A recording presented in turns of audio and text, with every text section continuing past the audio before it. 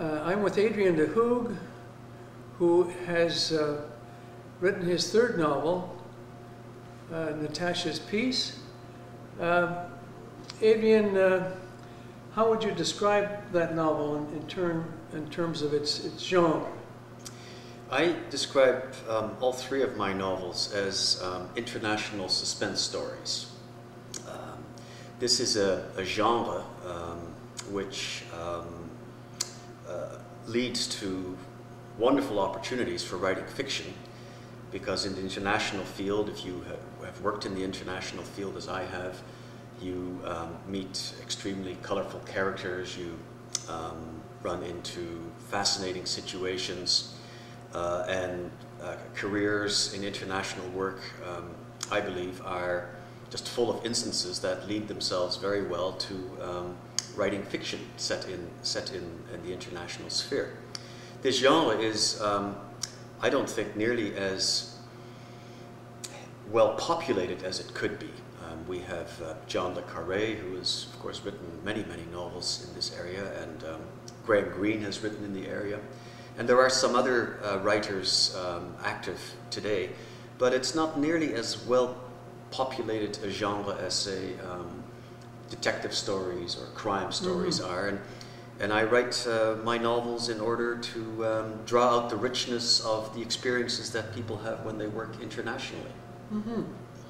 No, that's an interesting genre. But why did you decide to write specifically Natasha's Peace?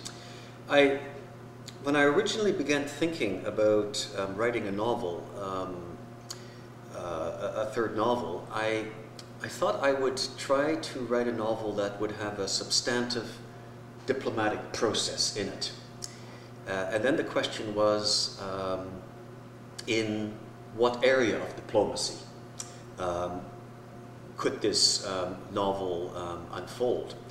I then went to a conference here in Ottawa on peace building and on obstacles to peace building. It was a fascinating 2 days. There were no formal government representatives there. It was all non-governmental organizations and individuals who, as individuals, were preoccupied by peace. And as I sat there at this conference for 2 days, it struck me that peace building today would be a fascinating topic for a novel and for a substantive diplomatic process. So once I had the topic, then I began to read a lot about it, and all the pieces that I required for writing a novel on peace sort of came together. And it's interesting that the novel, as it gets into causes of conflict and how the leading character herself grows and develops as she gets into this field. There's causes of conflict. That's certainly a key element. That's right. I decided to set the novel in The Hague, and the reason is that The Hague, for well over a century, has been an active center for peace building in the world, going all the way back to the early 1900s. The International Peace Palace is located there. The International Criminal Court is located there. And so the main character in the novel is our ambassador in The Hague, Natalia, and she is charged with leading this discussion with the Dutch government on this secret discussion with the Dutch government on creating new ideas for peace building. So Natalia, as she gets going with this task that's been given to her, begins to investigate what are the causes for so many of today's conflicts. The large formalized wars with geopolitical dimensions and economic underpinnings, these are now largely behind us. Today's wars are local and often are informal in nature. You don't necessarily have armies, but you have guerrillas fighting each other. So she begins to look into that, and she comes up with many, many reasons why people continue to fight and continue to kill each other, very often without it making any sense at all. And she identifies three, or she focuses on three in particular. One is the structure of people's beliefs, mostly their religious belief systems, that people continue to kill each other because they have a different religious belief than somebody else does. A second cause she identifies is something which she calls collective memory. That is, the memory which a culture or a society has which go deep into the past and where there are animosities between people today because of things that happened hundreds of years ago. On the surface of it, this makes no sense. Why kill someone today for something that happened 500 years ago? But you just have to think of Serbia and the Kosovars to realize that that conflict goes all the way back to a famous battle between the Ottoman Turks, the Muslims, and the Eastern Orthodox Christians, the Serbs. This battle took place in the 14th century, and this still plays a role psychologically in the relationship between these cultures.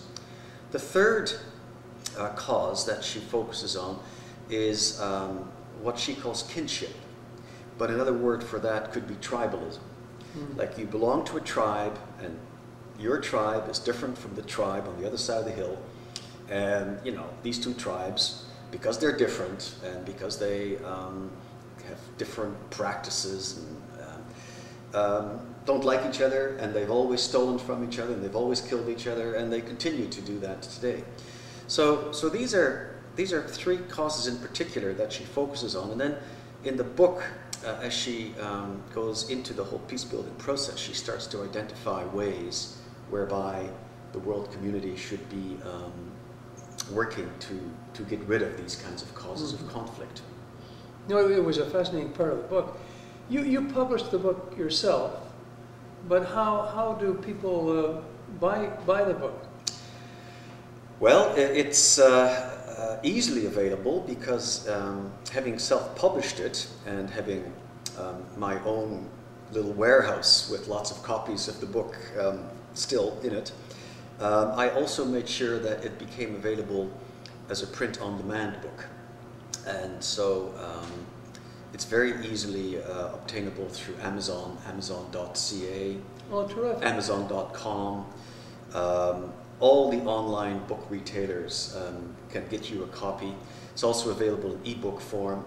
So actually, my third book, even though it was published through a publishing house which I started myself, it's actually much more widely available than my other two books, which were published by a recognized publisher. Isn't that, that's terrific. Adrian, no doubt you're working on a fourth book. Can you talk a little about that? I'm not at the stage yet where I'm actually working on it. I'm still at the stage where it's slowly taking on shape in my mind. I'm thinking of my fourth book. I should maybe say that I'd like to have a big theme in my book. Whether this is a flaw or whether this is an advantage, I don't know. But in my first book, the big theme was German and Berlin reunification in the 1990s. The theme in the second book was the loss of privacy that we all are experiencing as a result of cyberspace, and cyberspace crime and cyberspace espionage. The third book was about peace building. I'm thinking of writing my fourth book in the area of what the world community could do about failed states. And in order to, these are not topics which on the surface are ones that you think would lead to successful novels.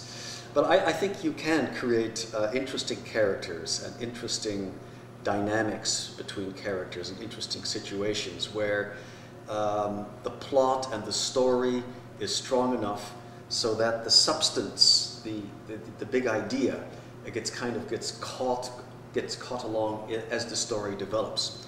So for the story, in this fourth book, and I have to work it out some more still, but I'm thinking of having a senior operator in the UN system who is responsible for coordinating the UN effort for dealing with failed states. And he is quite a hard-nosed operator, very determined and crusty old man whose personal life is a complete failure. But his background is a commando. He was a commando, an Israeli commando, going back decades.